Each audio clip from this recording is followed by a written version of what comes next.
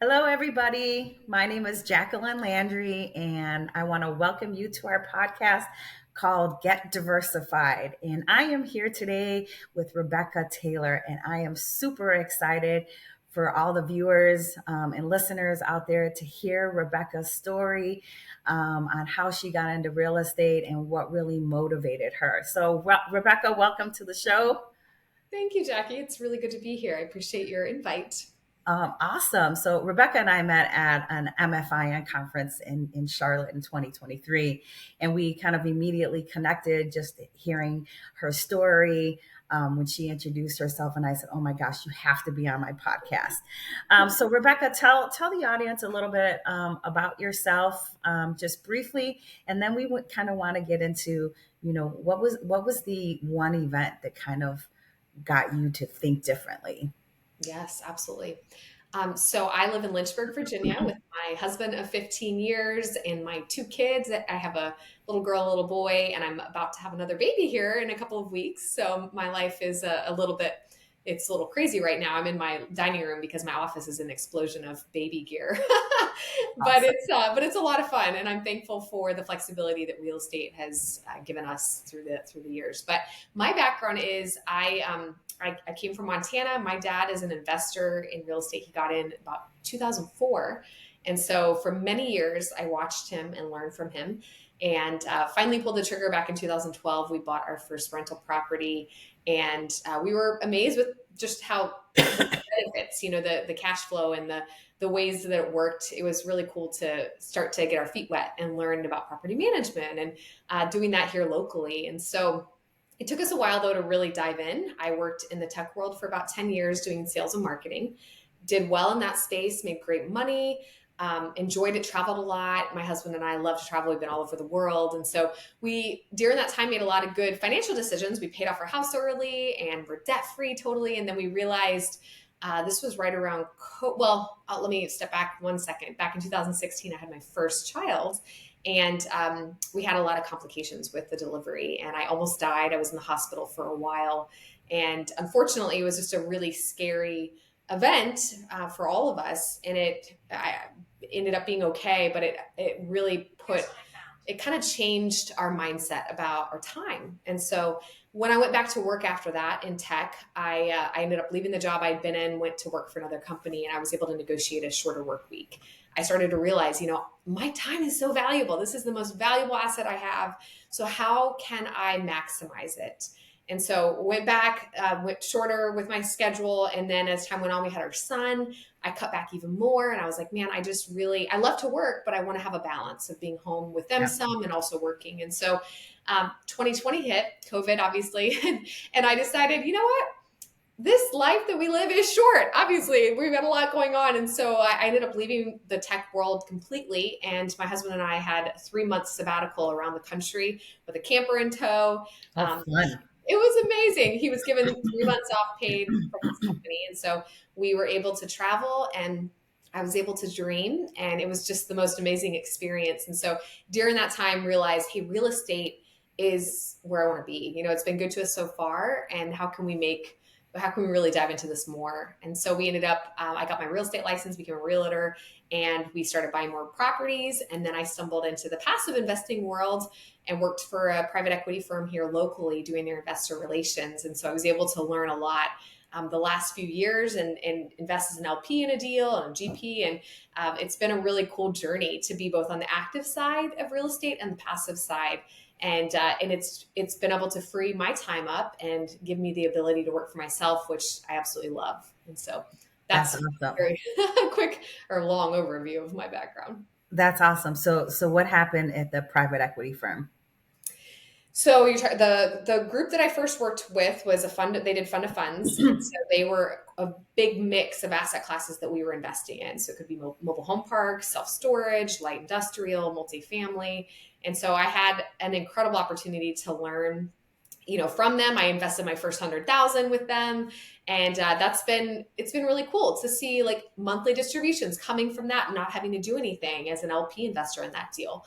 And then I transitioned over to another group which was just doing value add multifamily. So it was a little bit different twist, but it was a really cool experience to learn from them. And then back in April, transitioned out and started my company, Tailored Investments, with my husband. And so we've been focused on partnering with really solid operators and bringing on investors because I'm so passionate about real estate and just again the freedom that it has enabled us and given us financially and with our time. And so being able to share with other people and bring on friends and family has been really cool.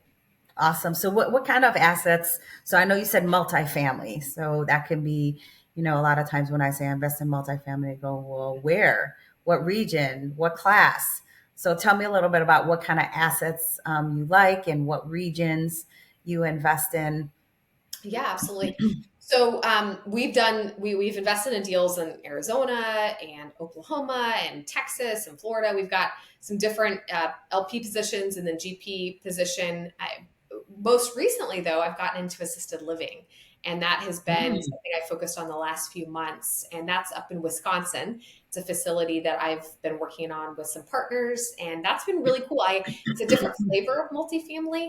And I love multifamily. It's just been harder and harder. You and I were talking about this before our call to find deals that really make sense right now.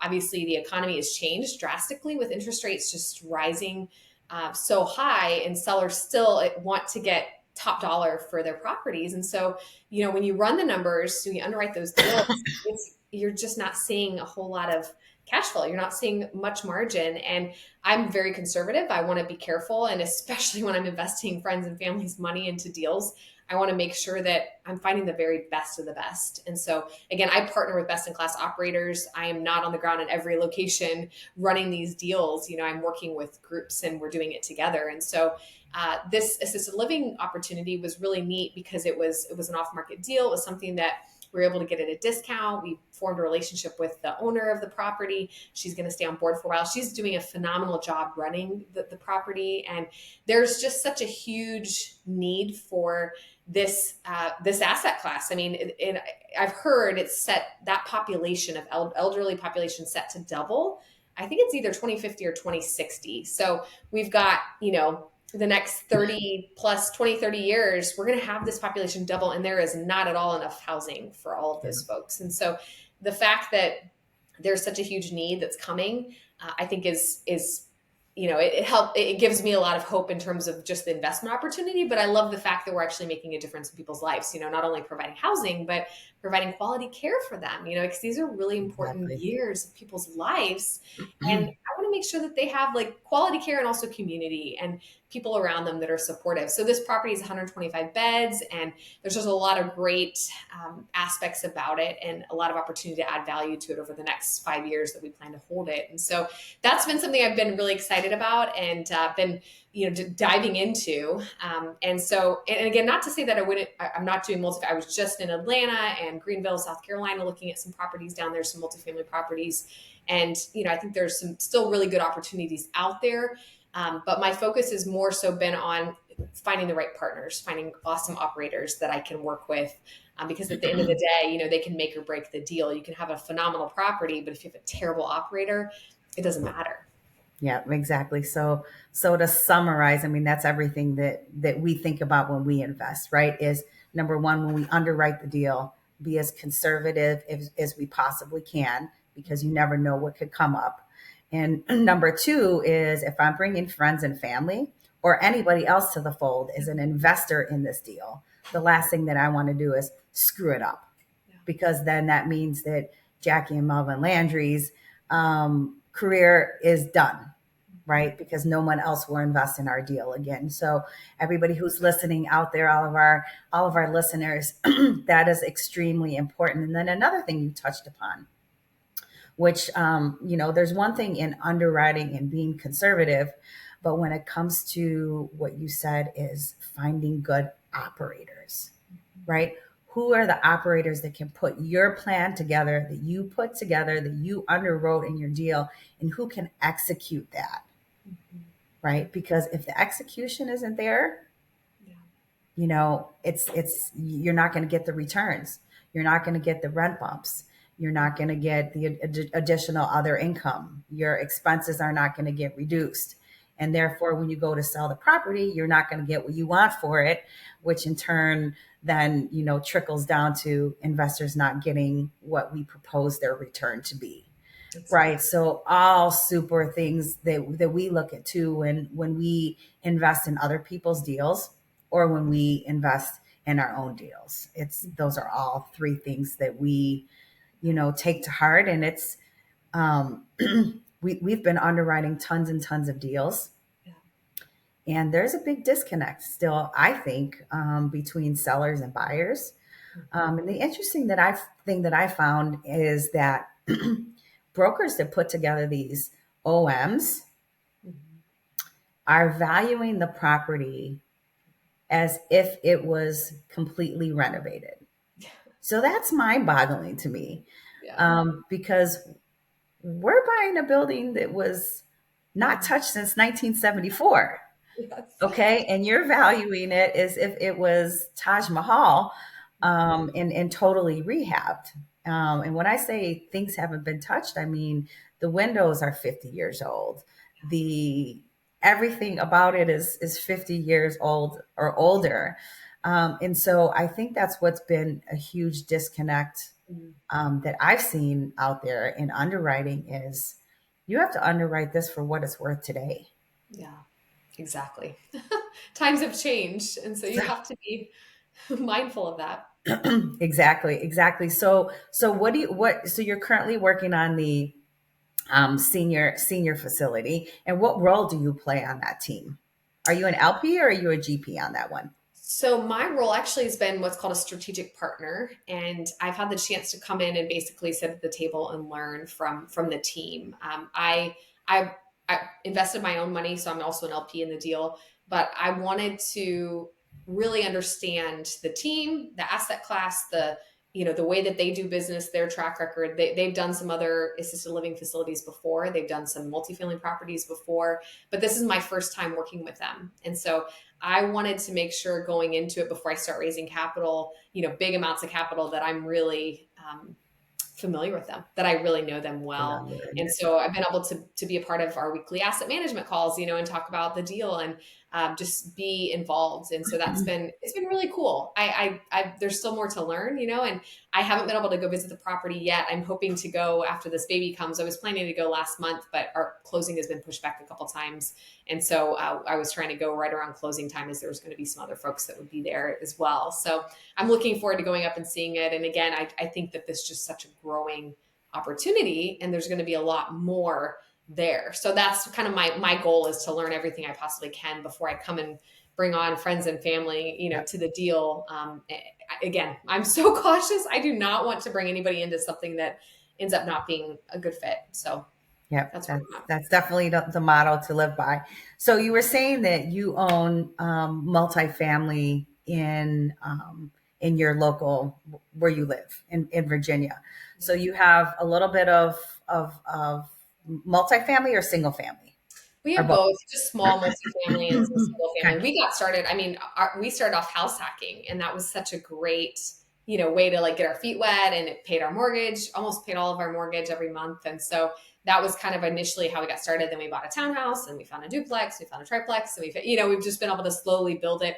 And like you and I were talking before the call, that's been tremendously helpful because we've gotten some great long-term fixed debt. And in this environment where you're seeing so many people that have taken out bridge loans over the last couple of years that are coming due, or they're raising those interest rates, it's a harder time, if your properties just aren't cash flowing, you're depending on that to live, it's a little bit more challenging. So thankfully we've had these active investments that are fixed, and still, I've been able to slowly raise rents over the years, and that's really helped from our cover some of our living expenses. We also do some debt. We've been lending money, which has been really cool. Awesome. That's been like a nice little side hustle. I we've been kind of piecing things together of like, how do we have different income streams? Because I mean, there are months where things happen, things break, and you don't end up cash flowing what you thought you would. And so being able to piece together some other ways, like I said, I'm a realtor, so I do some transactions on that front. And those little things, they definitely help. And it gives me a lot more flexibility in terms of how we generate income. Like you said, flipping, I mean, you're doing a lot of different things too, which I love. You're involved in real estate in so many different facets. Yeah, so wait till we talk again in on the next podcast in about 12 months. I'm going to be so diversified that it's going to be crazy. And so that's why we name this podcast Get Diversified. Number one is my husband's African American, I'm white, our son is mixed. So we have a diversified family, but we also truly believe in diversification. So again, we're going to continue to flip and fix. We're going to continue to own smaller multifamily in our local market because we know and we understand our market. Because my husband's been investing here since '05, so even before we got married. But we see the value in multifamily. We see the value in triple nets. We see the value in self storage, and they all offer different, pros and cons. So with being super diversified, you have it all covered when one asset class is up and the other one is down, and vice versa, right? So, I listen to some of these experts that go, oh man, don't do single family anymore. Don't do fix and flips. Don't do, why are you dealing with these smaller multifamily? You got to go all into multifamily. Well, I don't believe in that. Me neither. Because bigger multifamily, so these, we're in 11 deals, multifamily deals. In those 11 multifamily deals that we're in, they may pay for my Costco bill for the year. Okay. But it's not enough to pay Yeah. my mortgage on my house, right? So I think people need to really make sure that they're not misconstruing that idea is if you're in multifamily, that you can truly live off of that cash flow. Yeah. Because unless you have tons and tons of money, millions Yeah. to put in multifamily, that cash flow is not going to be there. Yeah. I couldn't agree more. And I think, unfortunately, the last couple of years, people unfortunately were selling these big promises, across the board of like, you get into so many deals or invest $1 million or whatever, you're going to have enough cash flow to quit your job and then sail off in the sunset. And I mean, sadly, that's just not the case. I mean, and I wish that things were different, but things have changed again. So you have to be really strategic and thoughtful about what you're getting into and being diversified because yeah, all those deals aren't the same. I mean, a lot of the deals I'm in, they're just not, from the past, like cash flowing as much as they had projected. And I'm not concerned that the deals are going to go under, but it hasn't ended up being some of them, not all of them, just haven't ended up being what they had projected earlier on. So Right. I think it's important, yeah, to be diversified. I could not agree with you more. Yeah, that is super important. So what's next for Rebecca? So I know you're having your third baby. Yeah. So we know that that's short term, but what do you think you're gonna get into, like within the next year and a half? Or what do you think your focus is gonna be? Talk to me a little bit about that. Yeah, absolutely. So the last few months, it really has been building our business, my husband and I's business. I mean, there's so many foundational things and that you're putting together, your website and your automations and your structure, your mission, there's just a lot. And I've had a business coach, which has been tremendously helpful in guiding me. I'm a part of some masterminds and, there's just been a lot of people that have been around me that have been encouraging and speaking into how to structure how the different pieces, that come into that. So my goals in the next 12 months is to really build my investor base, and continue sharing with friends and family. And outside of that, the benefits of real estate. And something that I am excited about figuring out and finding is just a mix of opportunities for them. And I don't want to be too diversified in the sense where I have so many partners that I can't manage those well. I want to make sure that I'm just have a few select partners that I'm working with and helping to raise capital for and do investor relations, sales and marketing again is my strength. And so partnering up with them and doing that. So I want to have a few really solid partners. I've got, this one that I'm working with now, looking at some others as well. But I want to be able to bring my investors some different options for how because some of them, love the 5-year holds with maybe assisted living. Whereas others, I talked to a guy a couple days ago. He's like, I just want to place my money somewhere for a year. And so Yeah. do you have something along those lines? And so I'm trying to figure out what are the best options for them and how can I serve them well? Because I truly want to be a good resource for them and for them to be able to grow their wealth, have more time freedom, be able to work less and live more. That's kind of my goal. And so again, building out that investor base, finding the right partners, and just being able to be a really solid resource for investors. And that may not, that may mean that they're not going to invest with me, because maybe I don't have something to offer them, that I can tell them about Jackie, and I can Yep. send them your way because you're doing a self-storage deal. I love the fact that you're working on self-storage. That's an asset class that I'm really, we've done some investing as an LP, but I have not been able to partner up with anybody yet on the self-storage front. So that's something I'm really interested in. I'd love to find a really good partner on that, Yeah. in that area. So Yeah. So you brought up a good point, right? Somebody asked me a question earlier this week and said, "What's important to your investors?" mm, And I went, there was a scratch and there was a pause. And I can't go through my investor database mhm, and tell you what each person is passionate about, mhm, because one person may care about tax savings. yeah, Well, in that case, if I'm bringing you a deal where 90% of the units are renovated and mhm, you're going to get no tax depreciation, bonus depreciation, that's not a deal that I should bring to you, right? Other folks just care, hey, I want 8% on my money. I want a mhm, preferred return of 8%. I don't care 5 years from now if I'm going to get $25,000 more of my money back. I just care about the 8%, yeah, right? And others don't care about any of that. yeah, And they just go and they just say, hey, in 5 years, you're going to double my money. Ooh, that's fantastic, right? yeah, So, what matters to your investors is something too where I really need to get a hold of that so mhm, that I can say, hey, Will, hey, John, these two deals meet your criteria. I know you're looking for tax depreciation. These properties are 50 years old. We're totally renovating them to a T, and this depreciation is going to be off the charts. It's going to be in the 60, 70% range.